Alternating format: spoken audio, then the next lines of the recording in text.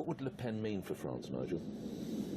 Well, they'd leave the euro, and they'd have a referendum on Frexit, on whether France leaves the European But what's your sense of a Frexit? Is there support among regular French folk? I think it's interesting, actually, that when you travel around Europe now, wherever you go, you find people, I find people who think exactly the same thing. It's growing. You know, opposition to this is growing. But clearly, as I've said to you, the Mediterranean doesn't suit the euro. It's beginning to look like the Franco-German economic alliance is coming apart too.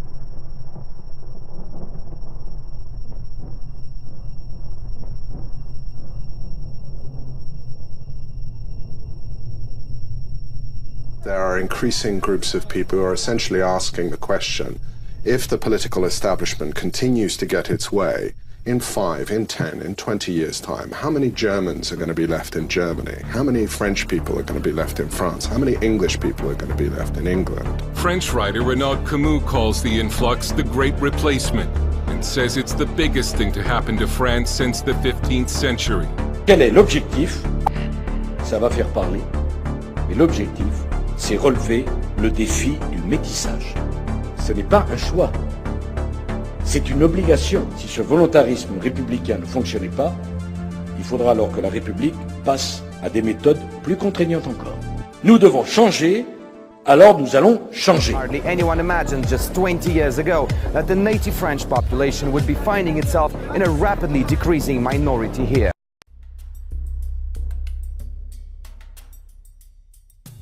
You dined with Marine Le Pen. I know Marine Le She's Pen. painted as an ogre by the media. Is she an ogre? No. No, How I don't think she is. dangerously right is she? She's quite left, actually, economically, hugely left economically. I mean, to win, she needs the trade union vote. And her economic ideas are very, very socialist. But she could get that vote because Fillon is characterised as a sort of Thatcher, and if I'm a French bloke or woman, I want my 35-hour week, and that's it. No. I mean, look, I think, right now, I see her winning the first round, and I see her scoring low 40s in the second round. Right now. But who knows what's going to happen in the next 6 months.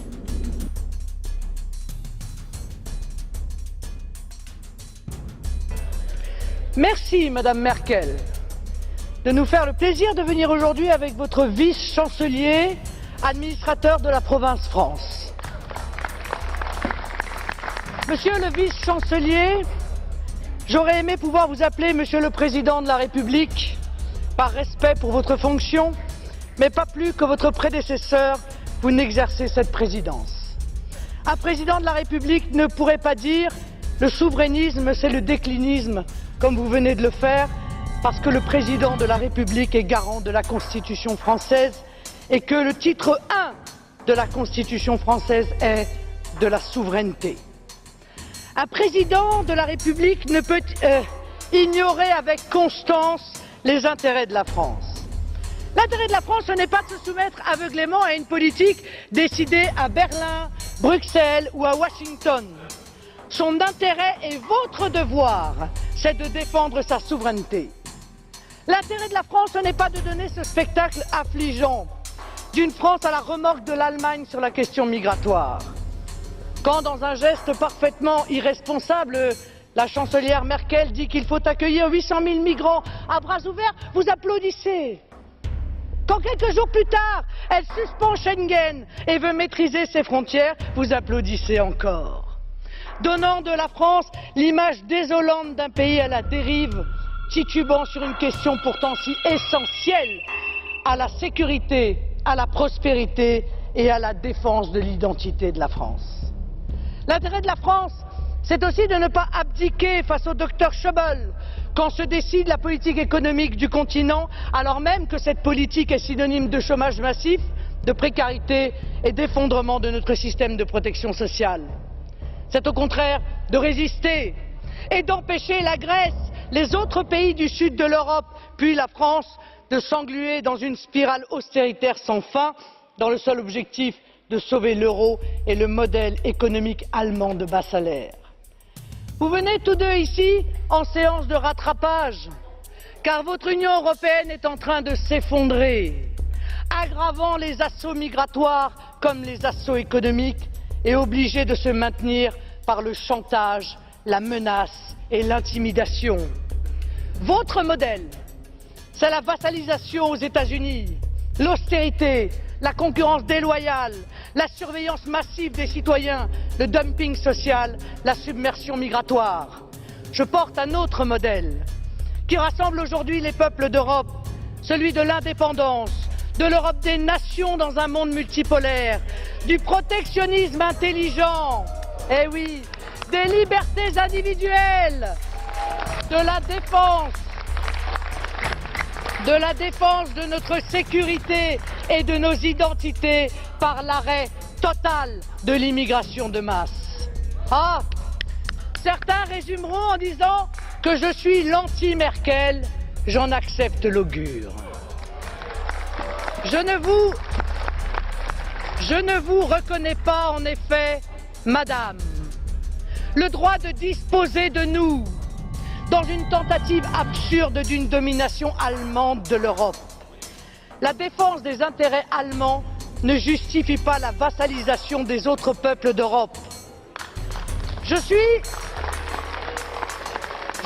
dans cet hémicycle la voix des Européens libres, de nos peuples souverains qui se détournent de l'Union européenne parce qu'ils ont soif de nation.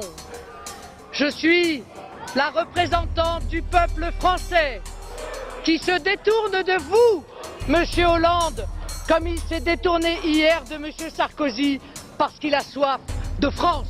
Vielen Dank, Frau Le Pen.